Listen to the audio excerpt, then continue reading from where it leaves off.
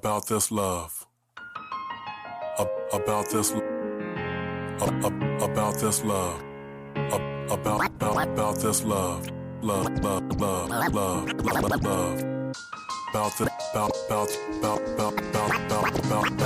this love.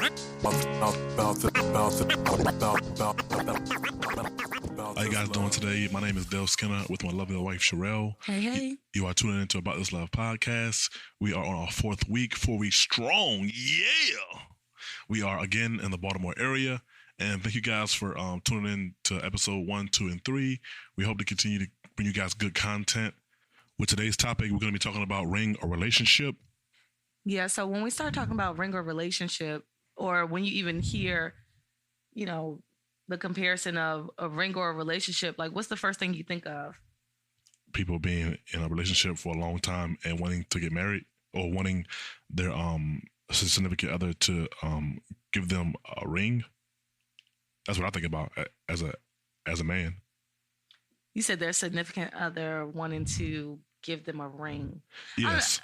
I think when I hear a ring or relationship, I hear people who want the ring for the marriage purposes, for the status, but don't really put forth effort into wanting that relationship as well. So I think of like married people.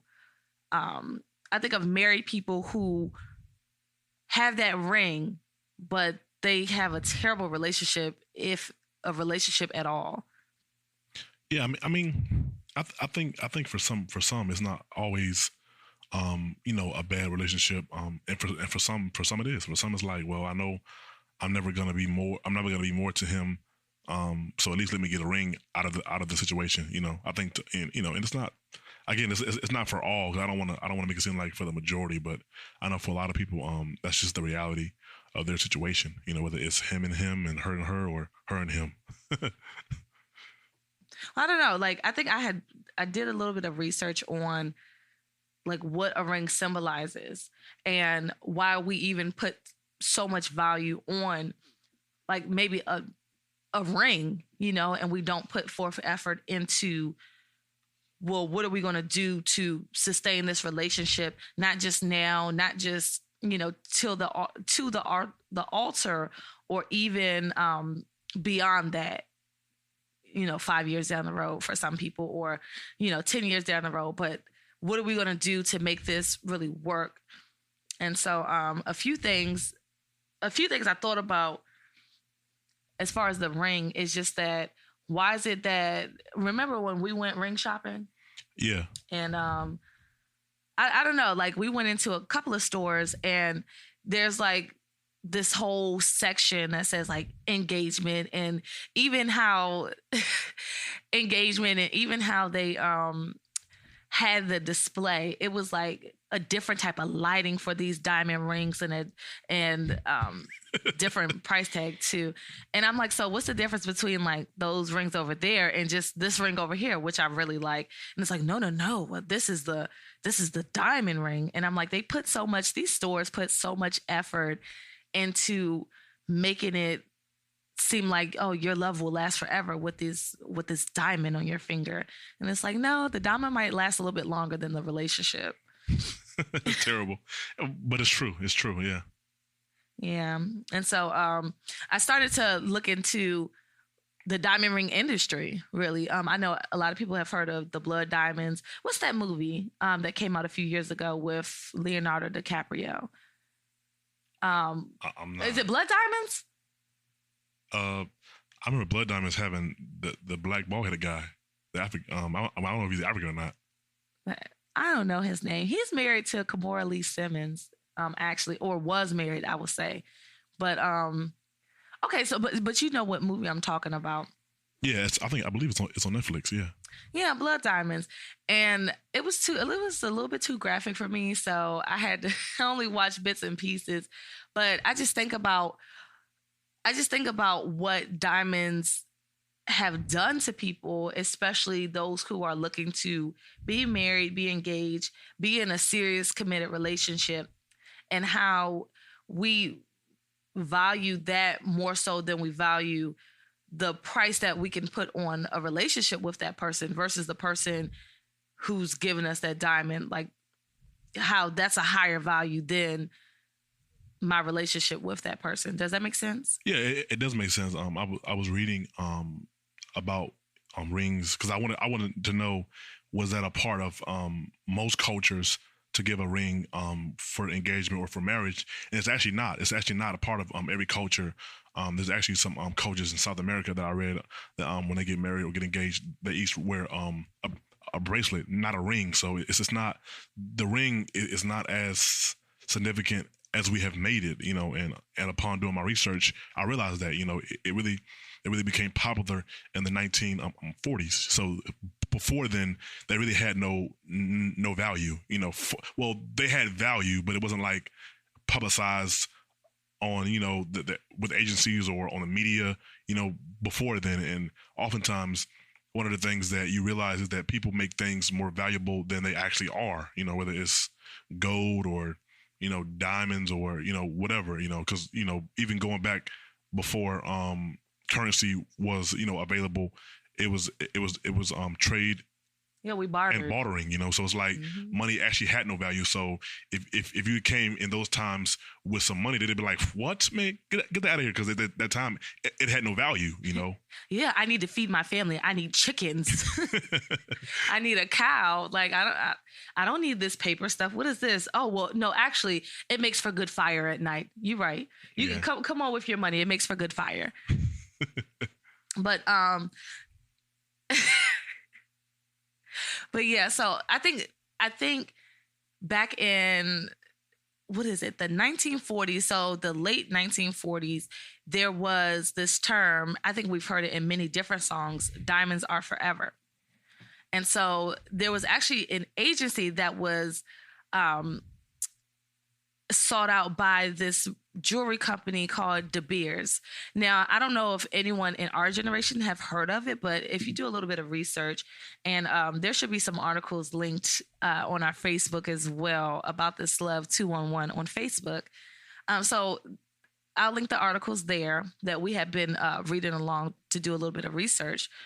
But in 1946, De Beers had hired this agency, this campaign agency to launch, this marketing agency to launch this campaign to young high school girls about the diamond ring, the diamond engagement ring. And so then they also launched this other campaign, a weekly campaign called Hollywood Personalities. And it provided about 100 or so, 125 or so leading newspapers with descriptions of the diamonds that are worn by like movie stars and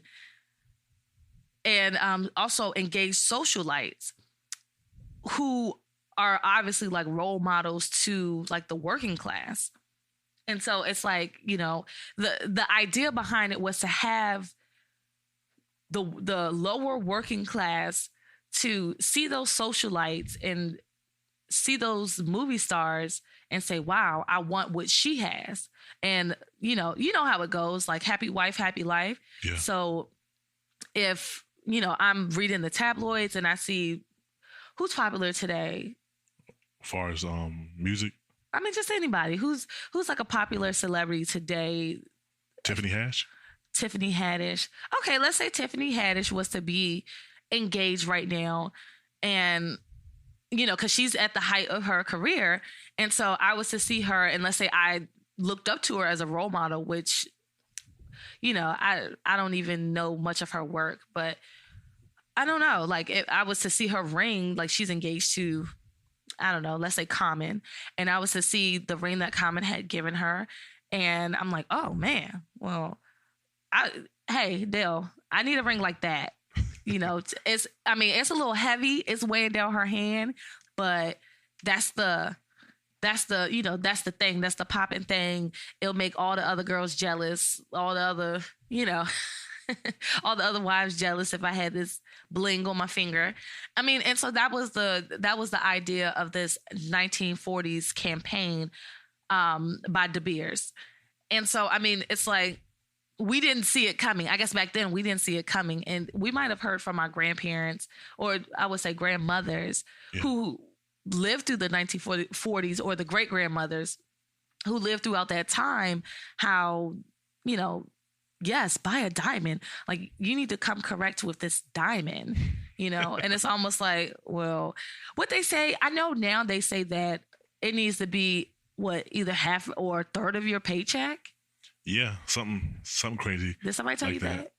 Yeah. Has anybody told you that? Yeah. Yeah, it needs to be a third of your paycheck. So forget rent, forget the car note, forget phone bill. Just get that ring. Just get the ring. And your relationship will be solidified with this ring. I know people who propose without a ring, and it's like, is the engagement not real then? Yeah, I mean, I remember when you and I were talking about engagement. We had visited a couple of jewelry stores, and I began to kind of get depressed because I realized I couldn't afford. It's expensive. I couldn't afford. You know what I thought you should have. But again, why did I think you should have that? Because of, you know, what the media and movies portray. So it's like, you know, if you can't afford, you know, your woman this, then, you know, you're not a man. Can't afford, you know? no wife. Yeah. You're like, yeah, but also, I mean, well, luckily I wasn't picky, right?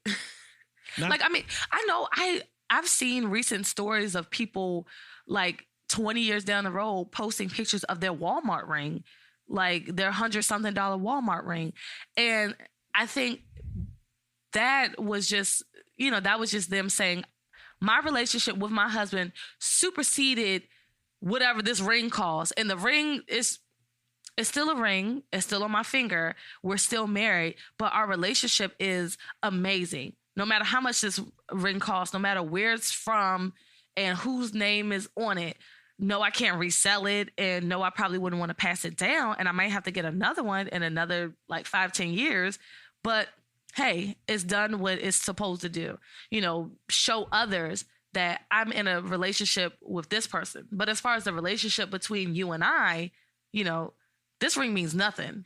And you know, you referring to people who post about pictures of a Walmart ring.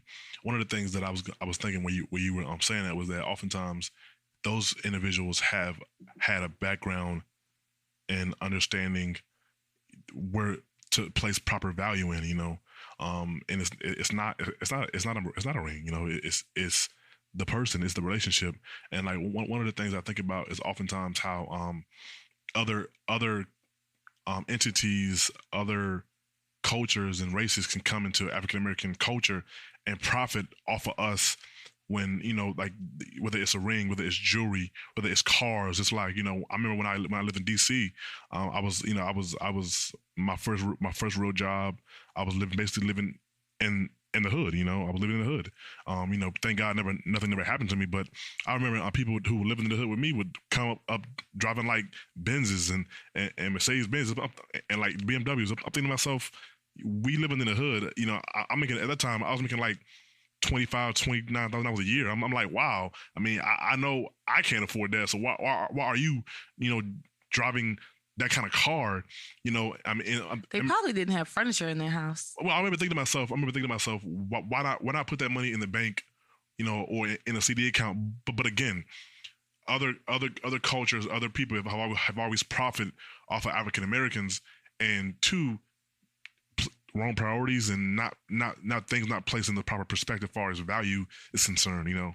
Well, yeah, but then let's talk about how, I mean, I really want to get into how communities haven't really pushed that. So in the African American community, I don't think that there was an expectation of relationship. I could be wrong, but so remember we had looked into different cultures who have their coming of age. Yeah, rituals, yeah. Yeah, they have their coming of age rituals. And when you read each culture's, I don't know, ritual or what they have to do, it's like around that age of puberty, it was like, okay, this is the day where today is the day that marks you being a man, but now that you're a man, we're prepping you for manhood. So one, you have to go out and, I don't know, kill a bear or go hunt. and then you have to show us that you're tough. But it doesn't just end on that day. It continues on. Yeah. And so how do you expect someone to proceed correctly or, come correct with a diamond in their hand and also, take that, have a relationship or be responsible enough to take on a relationship if they haven't had that expectation from their community, from their parents of this is what I expect of you. I expect this is the day you're 15, you're 16 or 18. You're now a man. You're now a woman. Can I be honest with you? I was telling some of the women that we fellowship with, wow, yes, I was a single mom. Yes, I moved out at 19. Yes, I've lived on my own from on and off from 19 to 25. And this day of me getting married and me planning this wedding, I feel like I'm planning to become a woman. Yeah. And I'm a mom and I've been living on my own. But I don't know why for me, this wedding for me had marked my rite of passage into womanhood. And I'm like, for some people, that's a little bit too late. Yeah.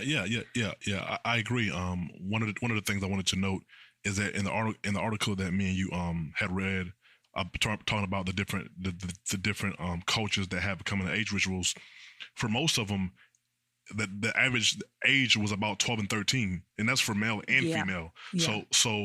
So if you think about it, at 12 and 13, you're actually beginning to come, into your teen years, which it's great that they begin that once they start early. Yeah. Well, you should.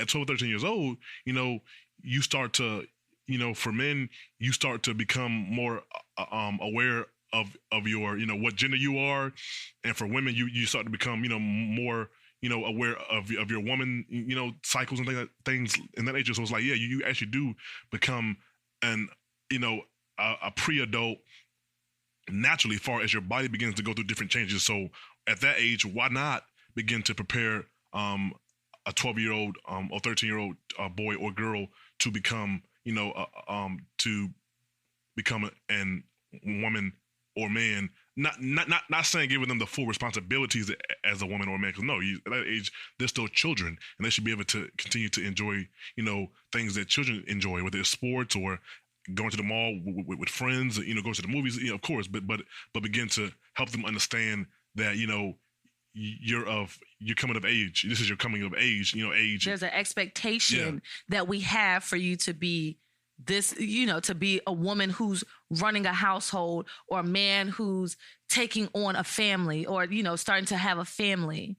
Right. Yeah. Which is why, when you talk about African-American men specifically, why a lot of them don't want to get married. Like one of the things that quick background real quick.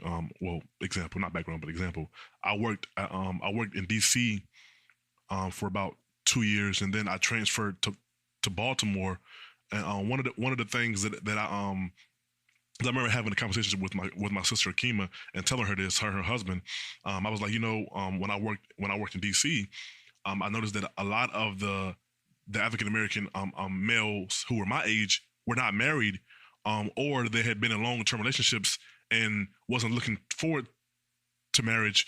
Then when I transferred to Baltimore, a lot of the guys who were like white or Hispanic or like Asian, they were my age, mid-20s, and they were already married. They've been married for for at least 2-3 years. Yeah. Some of them have been married since they were like 20, 21, and it's like.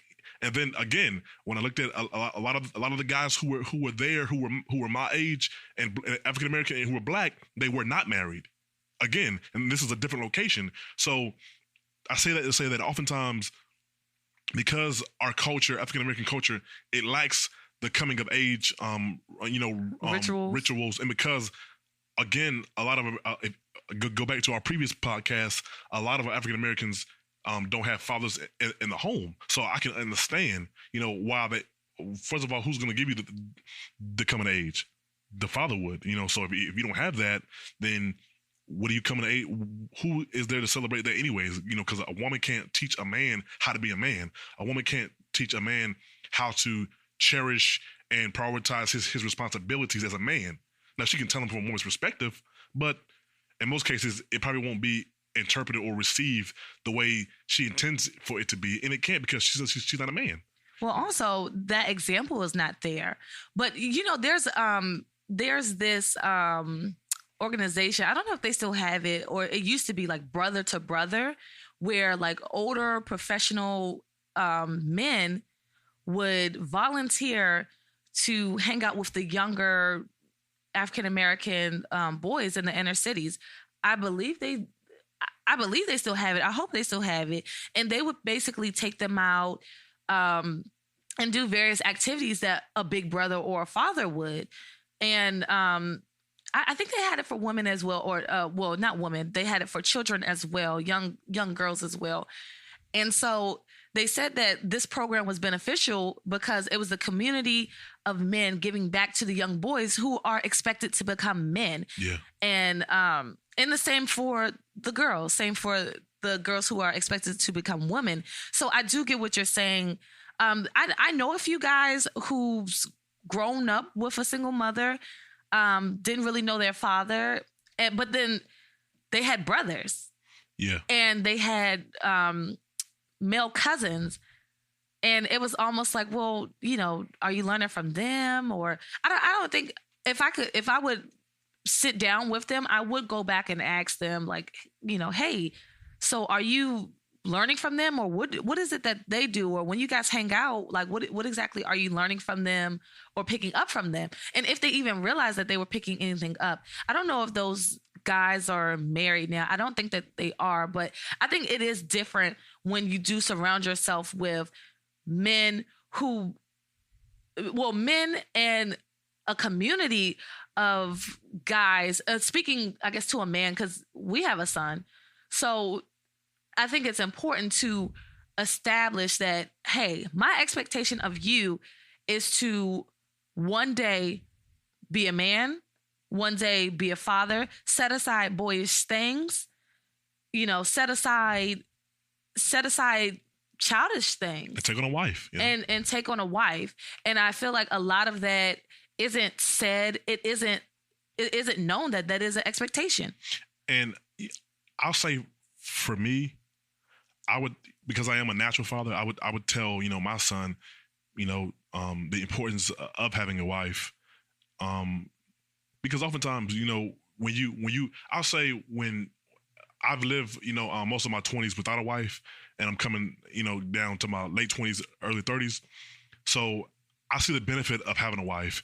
And one of the things that I would tell my son, is, I would tell him I cherish marriage more than I would education. Not saying don't go to school, but it's like if you want to get married and then go to school, son, it's definitely possible. But also teaching him values that, son, whoever you marry, as long as you love them and they love you and you guys have the same morals, don't necessarily be,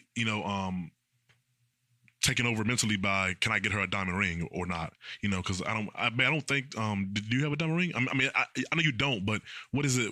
The kind of ring you have, what is it and what is it classified? And like, what made you want to get it? No, it's not a diamond ring, but I specifically didn't want a diamond ring because of the hype behind it. It seems like when everyone hypes something up, I'm like, no, it's truly not. That doesn't secure my relationship with you. So like I have a different stone. I believe it's a morganite stone, but it's surrounded with 14 karat gold. Does it last forever?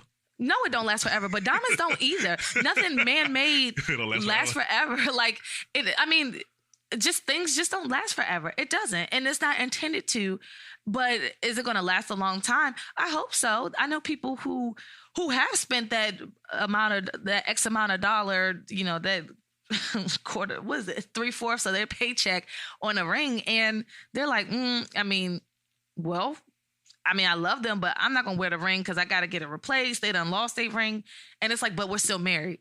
Yeah, at the end of the day, we're still married. And just for the audience, just to kind of give you a mindset of how me and my wife thought, or where our mindset was that when we got married, was that we didn't want to accumulate too much debt. And oftentimes when now I'm not saying everybody, because I mean, there may be people out there in the audience who can afford to get a diamond ring for $3,000 and $4,000.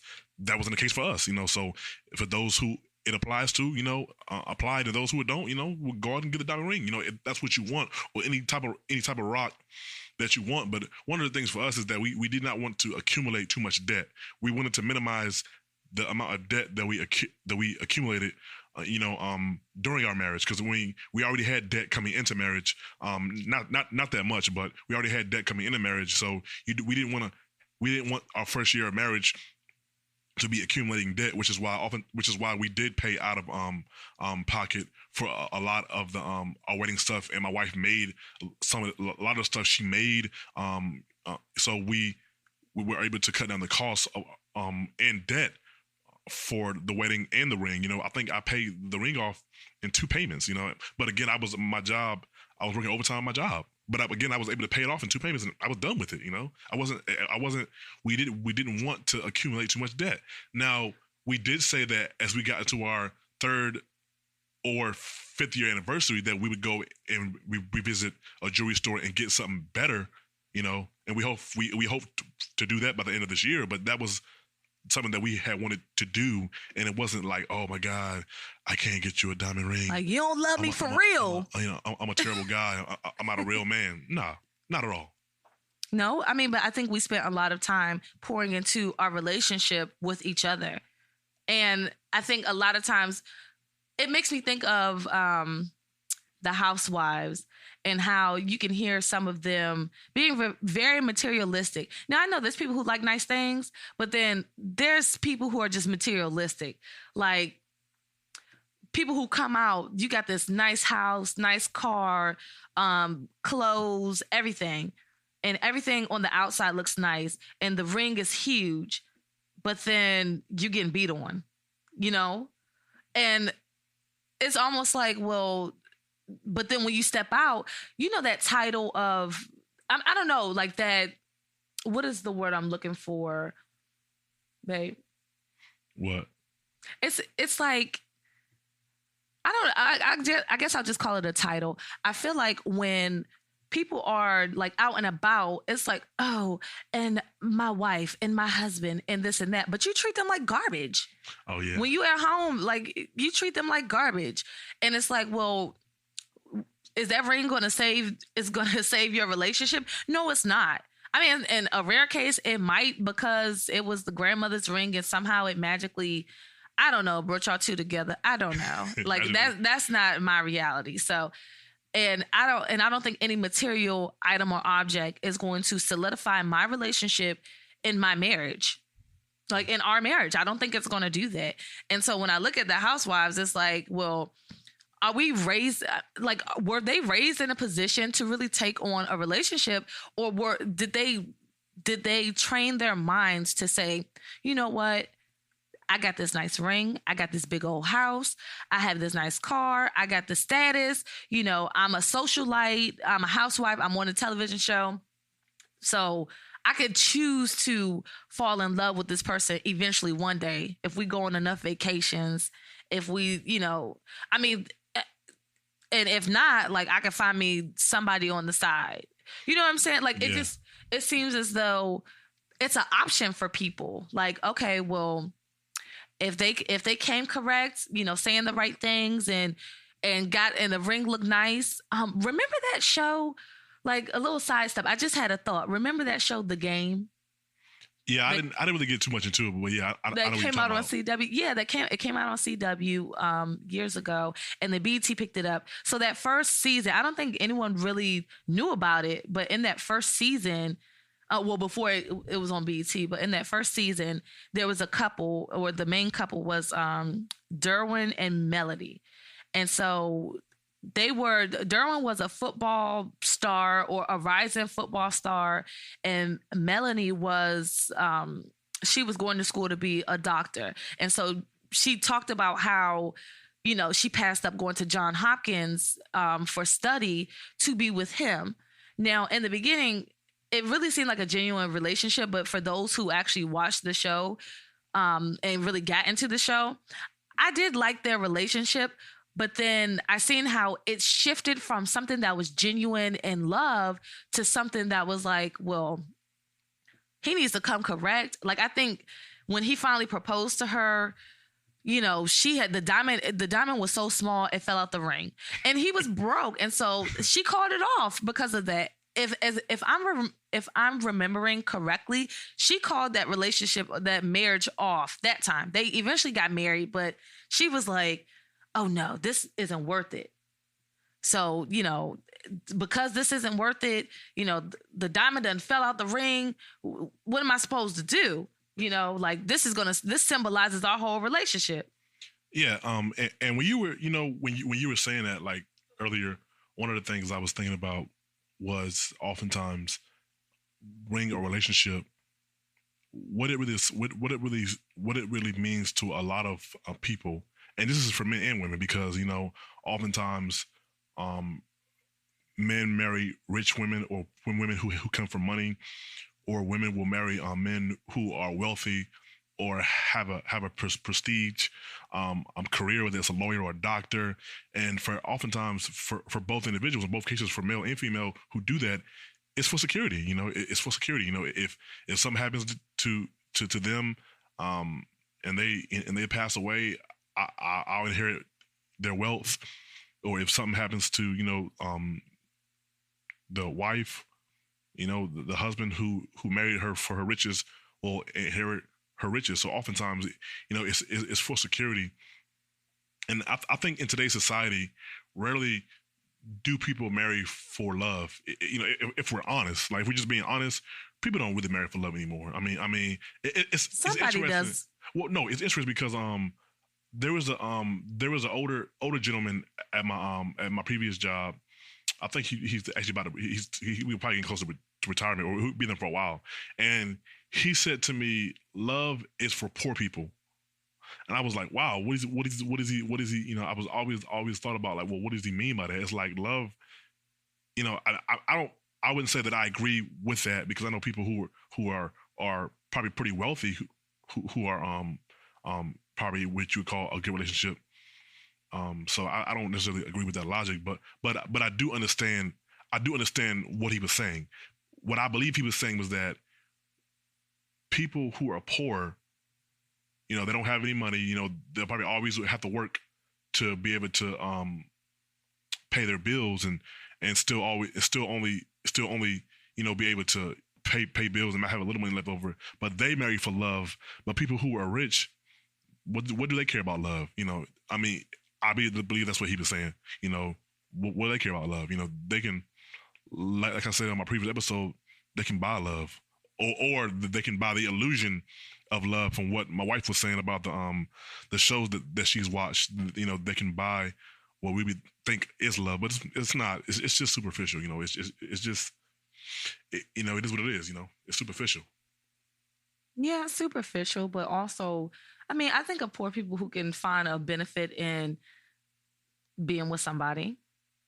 So, I mean, well, I hear what you're saying, and I hear what your coworker, you know, have said. Rich people can buy love, but I think that's why relationships that are in the limelight fall away so quickly. And then, you know, they pick up with another celebrity so quickly, because it's like, well, I mean, I got money. Like, not to be mean, because people shouldn't marry for, or people shouldn't be in a relationship for looks, but I really wonder why Tony Braxton is with Babyface. Not Babyface, what's his name? Birdman. Birdman. I mean, he do got a lot. I mean, he does have like a little got baby face underneath the tattoos. Yeah. I guess so. Maybe 40 years ago he had a baby face when he was a baby. Yeah. You can always recapture all of our podcasts at Mixcloud and Audio Mac. Audio Mac, you're able to download. Big shout out to all our sponsors at MD Indie Productions, who do all the editing and mixing for our podcasts, and they also do our pictures for our photography. Big shout out to DJ Lee of MD Indie Productions, who did the intro and the outro for this podcast. To join the conversation, follow us on Facebook, Instagram, Mixcloud, and Audio Mac at About This Love. Thanks for tuning in. Until next time.